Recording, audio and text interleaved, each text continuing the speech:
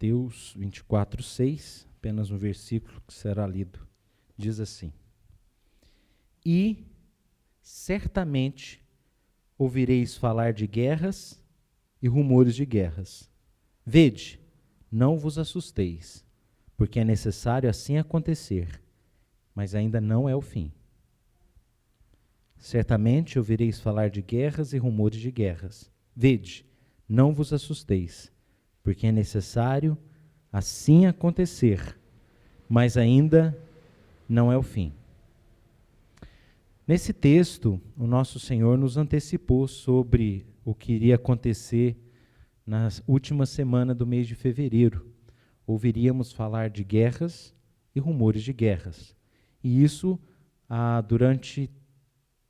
partir da madrugada de quinta-feira, nós temos ouvido falar muito. Na verdade, acompanhamos com perplexidade as notícias que vêm da Ucrânia, através das diferentes emissoras de televisão, através da internet, através de inúmeros meios neste que é um século marcado pela comunicação, pela tecnologia da informação. Então a gente acompanha esses rumores em tempo real, nós acompanhamos esses rumores a partir de várias fontes e parece que aprove a Deus nos viabilizar meios de acompanhar ainda com mais facilidade não somente rumores. Sim, houve os momentos de rumores que começaram a partir dos últimos meses de 2021, que se concretizaram não somente em rumores, mas se transformaram no conflito. Então, ouvireis falar de guerras e rumores. Então, nós tivemos os rumores e nós agora estamos ouvindo falar de guerras. Uma mistura de sentimentos se faz presente nos corações. Alguns ficam muito revoltados com a invasão de uma república independente, democrática. Alguns até têm uma certa compreensão da atitude do presidente, da autoridade suprema da Rússia, por sentir ali as suas fronteiras sendo ameaçada por ideologias globalistas, tendo em vista manter-se ali na Rússia uma ideia nacionalista de defesa de uma cultura que, ao ver de algumas autoridades, pode estar sendo ali pressionada por diferentes ideais que se expressam de várias maneiras e que tem sido aí um caminho tomado pela Ucrânia. Estou colocando aqui a compreensão de alguns, Outros têm aquele sentimento de apreensão. O que vai acontecer? Os combustíveis vão disparar? Vai afetar a nossa economia? Quais serão as consequências disso no mundo inteiro? O que nos aguarda? O que vai acontecer depois da guerra? Qual será a realidade do mundo depois desse grande conflito? Qual, de fato, é a intenção das autoridades da Rússia? O que, de fato, está por trás desse movimento que já tem causado tanta tristeza e dor? Veja, uma quarta expressão de sentimentos. Falei sobre revolta, falei sobre compreensão, falei sobre apreensão e agora eu falo sobre tristeza e dor. Tristeza e dor pelas mortes, pelos sofrimentos causados por um conflito, por uma guerra. Me partiu o coração, ou a imagem mais marcante para mim, foram várias imagens que os irmãos aqui presentes, vocês que me assistem, puderam acessar durante essa semana. Imagens fortes, imagens diferentes. A que muito me impactou foi de soldados ucranianos despedindo de suas esposas, de seus filhos, partindo sem saber ou com a máxima certeza ou com a maior certeza de que é a última vez que estarão com seus familiares. Estão se despedindo para sempre, digamos assim. Isso tudo nos traz muita dor, muito sofrimento. Mas para além desses muitos sentimentos que eu trouxe aqui, me vem ao coração, ou que vem ao coração de todos, eu gostaria de maneira muito singela aproveitar os minutos que nós temos nessa assembleia solene dessa manhã, nessa reunião do povo de Deus, para ponderarmos e refletirmos a respeito do que podemos aprender da palavra de Deus é em relação às guerras. O que a Bíblia nos ensina sobre guerras? E eu queria primeiro falar sobre a origem das guerras. E foi Tiago quem nos escreveu sobre isso. Lá em Tiago, capítulo de número 4, versos 1 a 10, Tiago fala um pouco para nós sobre um contexto específico de origem de guerras e disputas, mas que tem aplicações gerais, que alcança contextos mais amplos. O Tiago fala de guerra entre pessoas de uma comunidade. Tiago está depois de Hebreus. Hebreus é a maior epístola do Novo Testamento. E logo depois de Hebreus você tem Tiago. E lá em Tiago, capítulo 4, a partir do verso 1, Tiago faz uma pergunta retórica. Ele diz: de onde procedem guerras e contendas que há entre vós? E veja, ele está dizendo vós, quer dizer, de uma maneira particular, é aqueles a quem está direcionada a epístola. Então ele está perguntando para os seus destinatários: de onde procedem as guerras e contendas que há entre vós? De onde, senão dos prazeres que militam na vossa carne? Será que esse princípio específico também alcança geral? Segundo a oração do Júlio, sim. Pessoas disputando pelos que nem é deles, na verdade. Qual que é a primeira, ou o primeiro predicado negativo, ou o vício que Tiago vai apontar que tem relação com a origem das guerras? Está aí no verso 2. O que é? Cobiça.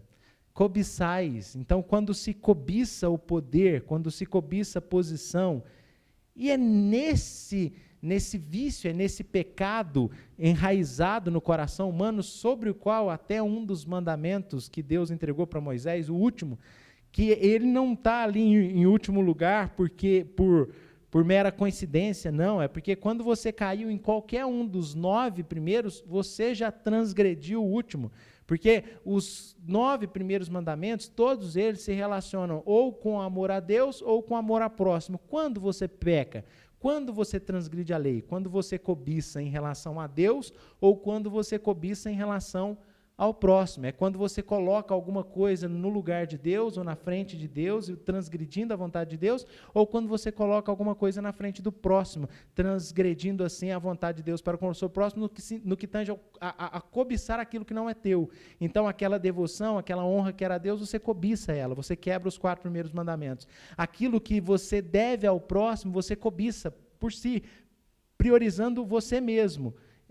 Numa atitude egoísta, e você então quebrou o último mandamento. Então, quando você quebra os 9 primeiros, você já quebrou o último. Então, por isso que ele está ali, estrategicamente, em último lugar. Há uma lição. E aqui, Tiago, inspirado pelo Espírito Santo, relaciona a cobiça com as disputas, com as guerras e com as contendas. Matais, verso 2, invejais, nada podeis obter. Viveis a lutar e a fazer guerras. Quando, na verdade, as nossas prioridades deveriam ser outras. A realidade é que os nossos desejos, segundo Tiago, têm a ver com o esbanjar dos nossos prazeres. E ele diz sobre prazeres que militam na vossa carne, verso 1, e em seguida fala de cobiça. E aqui, novamente, no verso 3, ele fala sobre os vossos prazeres. E ele diz: infiéis, não compreendeis que quando você é amigo do mundo, que quando você é amigo dos prazeres, você é inimigo de Deus? Verso 4. Aquele, pois, que quiser ser amigo do mundo, dos valores do mundo, do sistema mundano, do sistema de poder, de governo do mundo, do sistema materialista que governa a humanidade, quando você quer ser amigo disso, quando você quer caminhar com isso, quando você está preso demais a essa realidade de poder terreno, você se torna inimigo do espiritual, do que é transcendente. Você se torna inimigo de Deus. E aí no verso de número 7, nós temos aquela baliza que me conduziu a afirmar no início dessa abordagem que o diabo usa essa cobiça no coração dos homens para trazer o mal da guerra. Porque no verso 7 diz: sujeitai-vos, portanto, a Deus, mas resisti ao diabo, e ele então fugirá de vós. Chegai-vos a Deus, e ele se chegará a vós outros. Purificai as mãos, pecadores, vós que sois de ânimo dobre, esse ânimo belicoso, esse ânimo de disputa, limpai o coração, arrependei, lamentai, chorai, converta-se o vosso riso em pranto, a vossa alegria em tristeza, humilhai-vos na presença do Senhor e Ele vos exaltará. Não, eu quero ser exaltado pela força do meu exército, pelo poderio militar do meu país. Eu quero a exaltação conquistada pelas próprias forças. Pois bem, de onde procedem as guerras? Segundo Tiago, procede do pecado, da cobiça humana, da natureza humana caída. Mas não é só isso que eu gostaria que nós refletíssemos nessa manhã sobre a guerra, ou sobre o que a palavra de Deus nos ensina sobre guerra. Eu queria que nós lêssemos juntos o Salmo de número 27, no versículo de número 3, o que nos foi dado pelo Espírito Santo, numa inspiração da qual experienciou o rei de Israel, Davi, quando no versículo 3, ou nesse salmo, ele fala sobre a sua confiança em Deus, sobre o seu prazer na presença de Deus, sobre a sua atitude de se esconder em Deus, e ele diz no verso de número 3, ainda que um exército se acampe contra mim, não se atemorizará o meu coração, e se estourar contra mim a guerra, ainda assim terei confiança. Este é o segundo ponto que eu queria que nós aprendêssemos sobre a guerra. Primeiro, eu queria que nós aprendêssemos que a guerra vem da cobiça, do pecado. Mas, em segundo, eu queria que nós aprendêssemos que a guerra deveria nos levar a uma confiança em Deus, mesmo diante de ameaças eminentes. Muitas imagens nos chocaram. Por exemplo, de um tanque que vem e atropela um carro que está numa via, com um idoso ali dentro. Um tanque que atropela um carro civil de um cidadão. Ou de soldados que chegam de navio em uma ilha e dão a ordem para que os soldados ucranianos possam entregar suas armas. E eles respondem energicamente, respondem deixando a mensagem bem clara. Nós não vamos fazer isso. E em seguida, claro, xingando com palavras, vamos usar, os termos são usados aí nessa época, palavras de ordem, né? Nós não vamos fazer isso. E então eles são mortos. E eles sabem que eles serão mortos. Mas eles são ali corajosos em defender os seus países. Eles não temem. Aqui, Davi chama a ter esse mesmo sentimento em relação a um tanque que venha em nossa direção. Há uma guerra que se estourou contra nós. Veja, e se estourar contra a minha guerra, verso 3, ainda assim terei confiança.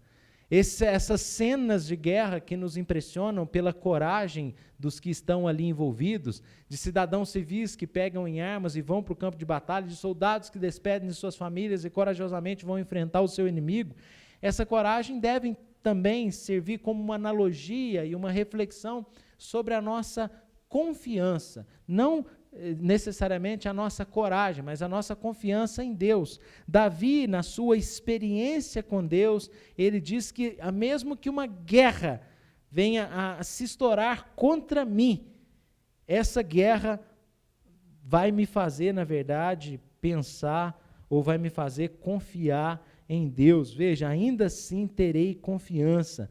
Eu acho que um dos pontos que a gente também precisa aprender sobre a guerra é esse, com os exemplos, com o que acontece numa guerra, usando a mesma analogia usada por Davi, a confiar em Deus nesses momentos.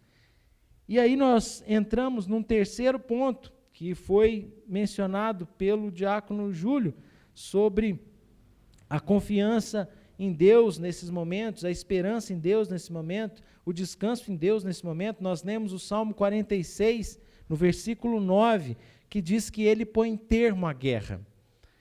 E não somente isso, mas após essa afirmação do salmista, então Deus toma o escritor bíblico para que ele declare em nome do Senhor aquilo que Deus nos diz. Ele diz então no verso 9, que o Senhor põe termo à guerra, até os confins do mundo, quebra o arco e despedaça a lança, queima os carros no fogo. Quando Deus quer que a guerra se acabe, ela se acaba. Ele é soberano sobre a guerra. É o que ele está dizendo no verso 9. E em seguida, o Espírito Santo já conduz esse escritor a falar em nome do Senhor, e ele diz, verso 10, aquietai-vos e sabei que eu sou Deus, sou exaltado entre as nações, sou exaltado na terra. Por mais que as visões materiais possam nos levar a considerar que a Rússia é uma potência mundial, que os Estados Unidos é uma potência bélica mundial, que, enfim, existem essas grandes potências terrenas, o que nós temos de revelação espiritual é que quem está acima das nações, quem é exaltado na terra, é o Senhor. Aquietai-vos e sabei que eu sou Deus. Eu sou exaltado entre as nações. Não significa que ele está em pé de igualdade. Ele é exaltado entre as nações. A revelação que nós temos da Escritura é que Deus está acima do Putin, que Deus está acima do Biden, que Deus está acima do presidente da Ucrânia, que é o Zelensky, que Deus está acima de todos. E que nós precisamos confiar nos decretos eternos de Deus. Que nós precisamos saber que nada foge do controle dele. E essa é uma lição que a guerra deve nos conduzir também para ela. E eu preciso voltar, evidentemente, a trazer aqui aquilo que foi assunto, e assim eu peço licença aos jovens da igreja, porque ontem estávamos reunidos aqui em bom número para mais um estudo, e nós estamos estudando a Confissão de Fé de Westminster, nós estamos no capítulo que fala sobre o decreto eterno de Deus. E dentre as passagens bíblicas que nós percorremos na noite de ontem, uma delas eu convido que vocês leiam comigo, que está no livro do profeta Isaías, no capítulo de número 45, Isaías 45. Eu queria que nós lêssemos a partir do versículo de número 5 de Isaías 45. Aqueles que abrirem podem, por favor, alçar a sua voz comigo. Leiamos juntos, Isaías 45, a partir do verso de número 5, que diz assim: Eu sou o Senhor, e não há outro. Além de mim, não há Deus. Eu te cingirei, ainda que não me conheces, para que se saiba até o nascente do sol e até ao poente, que além de mim não há outro. Eu sou o Senhor, e não há outro. Eu formo a luz e crio as trevas, faço a paz e crio o mal. Eu, o Senhor, faço todas estas coisas. Amém. Deus é soberano sobre tudo que acontece, ou Deus não somente é soberano, precisamos ser mais diretos. Deus decreta tudo o que acontece. Nada acontece fora do decreto de Deus. Então Deus decretou a guerra? Sim, Deus decretou a guerra. Então Deus é o responsável pela guerra, Ele é a causa primária de todas as coisas. É evidente, precisamos trazer para os irmãos aquilo que a Escritura nos revela. Sempre é nos revelado que há uma causa secundária, há uma contingência de causas secundárias. Deus não atirou em ninguém na Ucrânia. Quem atirou foi o homem, foi o exército, o responsável, o culpado, vamos dizer assim, a culpa recai sobre aqueles que fazem, mas nada acontece fora do decreto de Deus. São duas verdades ensinadas pela Escritura e que nós temos, evidentemente, dificuldade de assimilar, porque ao mesmo tempo que Deus é o causador de tudo, nele não há mal. Pastor, peraí, eu acho que o senhor se enganou, porque aqui no verso 7 diz, eu faço a paz e crio... mas aqui o mal é o oposto de quê? De paz, não o oposto de bem. Veja que eu formo a luz e crio, as trevas é o oposto de luz. Esse mal, então, é o oposto de paz. Se há paz na Ucrânia, é Deus quem decretou. Se há mal na Ucrânia, do ponto de vista de calamidade, de guerra, de dor, de sofrimento, é Deus que decretou, sem eximir o homem das suas responsabilidades. Deus não faz o mal. Longe de Deus praticar o mal. O apóstolo Tiago, que nós lemos o texto no capítulo 4, nos diz no capítulo 1 que ninguém ao ser tentado diga que é tentado por Deus, porque Deus a ninguém tenta e ele mesmo não pode ser tentado pelo mal. Ou seja, Deus não pode praticar o mal.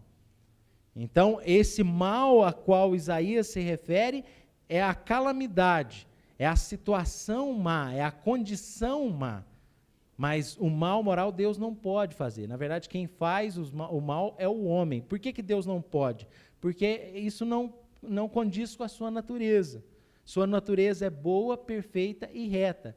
Deus não é o autor do mal. Mas Deus decretou todas as coisas que acontecem na história. Então, quando nós olhamos para a guerra, nós precisamos lidar também com essa reflexão. A reflexão da soberania de Deus, do decreto eterno de Deus, da confiança em Deus em todas as circunstâncias. Eu quero deixar mais claro ainda para vocês com uma leitura de um texto ou de dois textos que estão no primeiro livro da Bíblia. Primeiramente, eu queria que os irmãos lessem comigo no capítulo de número 50 do livro de Gênesis, quando José está diante, ou quando os irmãos de José estão diante dele no Egito, e ele então aborda ali com os seus irmãos sobre tudo o que lhe aconteceu, e para quem não conhece a história, José acabou parando no Egito porque os seus irmãos agiram de maneira maléfica contra eles, maldosa contra ele. Os seus irmãos o traíram, os seus irmãos o venderam como escravo. Aprove a Deus que, como escravo do Egito, ele passasse a um oficial, a um mordomo na casa de uma autoridade importante, e daí fosse para a prisão, e da prisão fosse para uma posição de governo no Egito. E ele então, e essa ida dele para o Egito fez com que tempos de fome na terra fossem remediados em relação à sua família, as consequências desse tempo de fome fossem remediados, porque a sua família encontrou guarida quando foi até o Egito buscar alimento, e tinha alimento lá porque Deus usou ele como governador para administrar os bens. É uma longa história, não vou me deter a ela.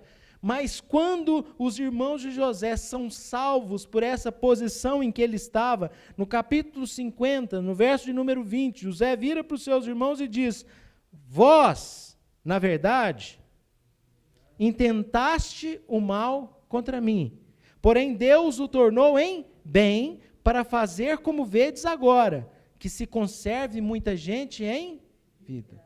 Vocês intentaram o mal contra mim. Quem que tentou? Os irmãos de José. Fizeram o que com ele? Lançou no poço, tirou do poço, vendeu como escravo. Isso, o irmão faz isso? Isso é certo o irmão fazer? José tem razão de virar para os seus irmãos e falar: vocês intencionaram o mal comigo? Ele tem razão? Vocês dão razão para José? Que bom que vocês dão razão, sinal que tem alguma coisa boa aí no coração de vocês. Porque eu fico revoltado também com o que esses camaradas fizeram com José. Só que aí você precisa ler comigo também no capítulo 45. Veja a partir do verso de número 6 de Gênesis 45.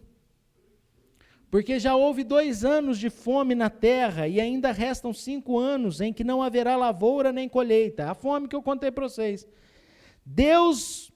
José falando para os seus irmãos, do mesmo modo, assim como ele estava falando com seus irmãos no capítulo 50, ele está falando com seus irmãos aqui no capítulo 45. Ele dirige aos seus irmãos e diz: Deus me enviou adiante de vós, para conservar vossa sucessão na terra e para vos preservar a vida por um grande livramento. Assim, não fostes vós que me enviaste para cá, e sim Deus, que me pôs por pai de Faraó e senhor de toda a sua casa e como governador em toda a terra do Egito.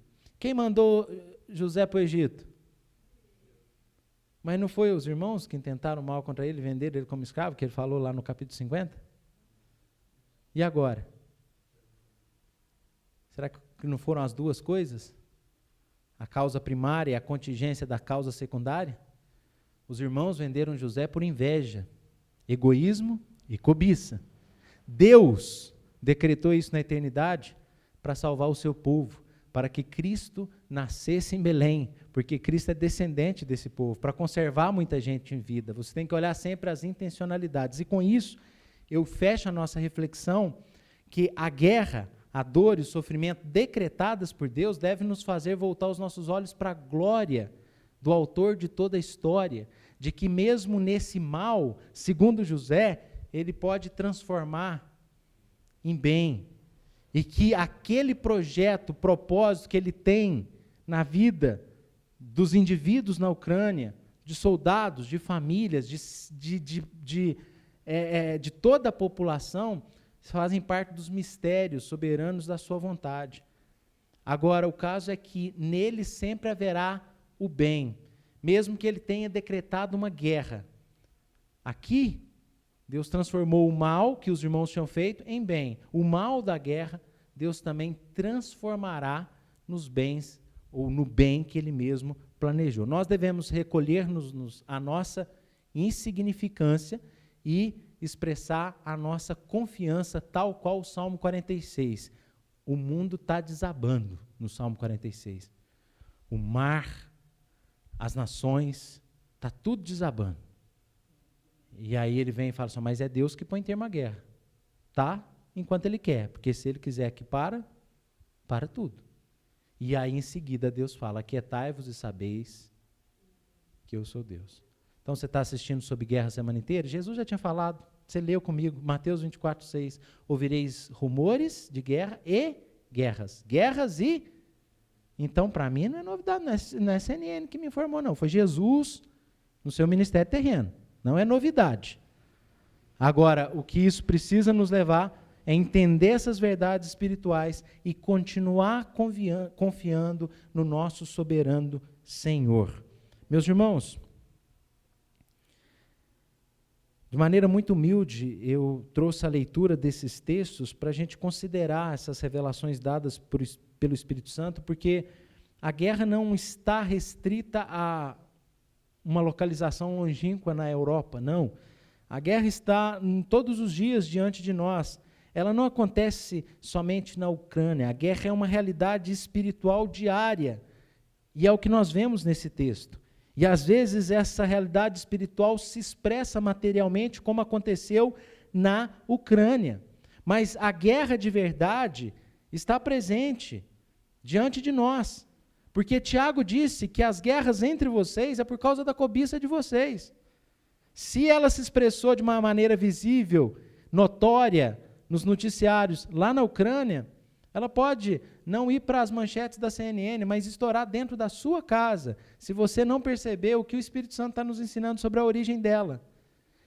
Do mesmo modo, ela pode te trazer profundo mal, não lá na Ucrânia, mas aqui, no bairro do Alto da Lapa, ou na rua onde você mora. Se você desconsiderar esses ensinos bíblicos, essa analogia de Davi, que dizendo que se a guerra se estourar contra mim, eu ainda confiarei, eu terei confiança em Deus. Ela pode te trazer mal se você não entender, se você não assimilar e se você não crer naquilo que o Espírito Santo nos revelou e quer que você creia. Confiemos em Deus e nos planos de Deus. Ela pode estourar dentro da sua casa se você olhar para os noticiários que não param de falar isso e não tem outra matéria, e não tem outra coisa, você deixar de olhar para a glória do Deus que decretou todas as coisas. O seu Deus é grande demais. O seu Deus é maior que a guerra. O seu Deus é maior que tudo. E você precisa se deslumbrar diante da majestade desse Deus, senão você não está vivendo de fato a experiência cristã de conhecer o Pai pelo Filho, em toda a sua glória e graça manifesta na sua vida. E nessa relação com Cristo, você deveria confiar nas palavras dele, de que eu vos deixo a minha paz vos dou. Não vou lá dou como a dá o mundo, porque o mundo não está em paz. Mas de uma maneira especial, nessa ação de graça de Deus na sua vida, você tem a paz em Cristo, mesmo em meio a guerras. São verdades preciosas, presentes nas Escrituras. Devemos orar pela Ucrânia, pelas autoridades, mas devemos nos voltar para as profundas revelações que foram dadas pelo Espírito Santo ao povo de Deus, crer nelas, viver elas e desfrutar da glória de Deus manifesta nesse mundo que Ele criou e nos seus decretos soberanos.